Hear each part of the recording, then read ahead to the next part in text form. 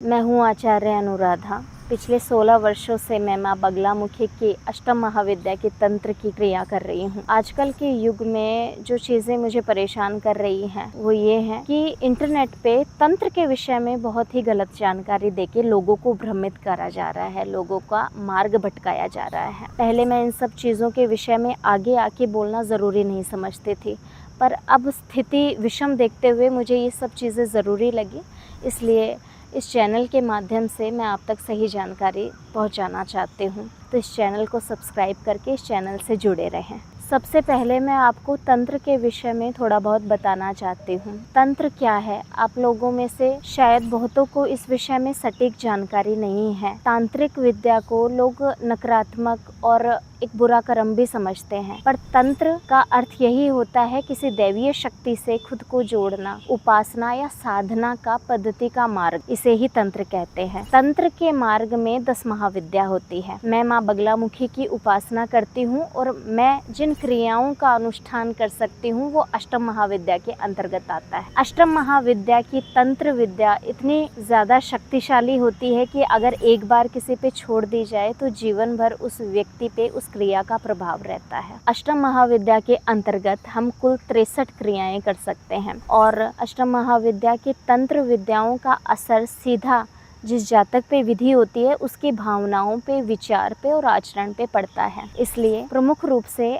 माँ बगलामुखी का तंत्र सम्मोहन, वशीकरण, उच्चाटन, स्तंभन या बाकी की जो 63 क्रियाएं हैं वो हम आगे चल के उन पे बात करेंगे। वो सब प्रेम संबंध को सुधारने के लिए, वैवाहिक संबंध को सुधारने के लिए, शत्रु से खुद की आत्मरक्षा के लिए, बिजनेस में, करियर में या फिर जॉब में ग्रोथ के लिए करी जाती है।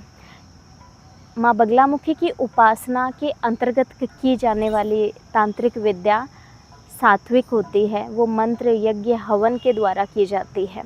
बहुत से जो जातक मेरे से परामर्श लेने के लिए आते हैं वो एक चीज़ को लेके चिंतित होकर प्रश्न पूछते हैं कि तांत्रिक विद्या कहीं हमें गलत कर्मों के बंधन में तो नहीं बांधेगी।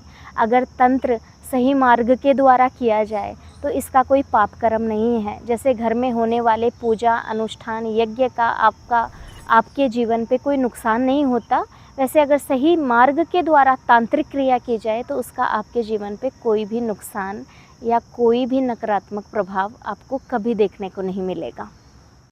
किसी भी तंत्र के साधक के लिए तांत्रिक साधनाओं में सिद्धि प्राप्त करना कोई आसान कार्य नहीं होता। वर्षों के अभ्यास और उपासना मार्ग पद्धति पर आगे बढ़ने के बाद ही किसी भी साधक को सिद्धि की अनुभूति होती है और उसके बाद ही वो उस जातक किसी अन्य व्यक्ति का कार्य सिद्ध करने के लिए अपने आप को पारंगत अनुभव करता है। अष्टम महाविद्या के 63 क्रियाओं के विषय में हम आने वाले वीडियो में संपूर्ण गहराई से बातचीत करेंगे। अगर आपको तंत्र के विषय में, तंत्र के रहस्य को जानने की उत्सुकता है तो हमारे इस चैनल से जुड़े रहें।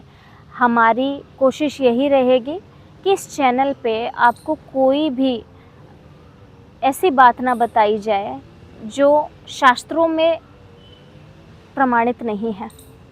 जो भी चीज़ें मैं इस चैनल पे बोलूँगी वो मेरे खुद का अनुभव और शास्त्रों में वर्णित विधि के अनुसार ही हम बात करेंगे ताकि आप लोगों तक सही जानकारी पहुँचे।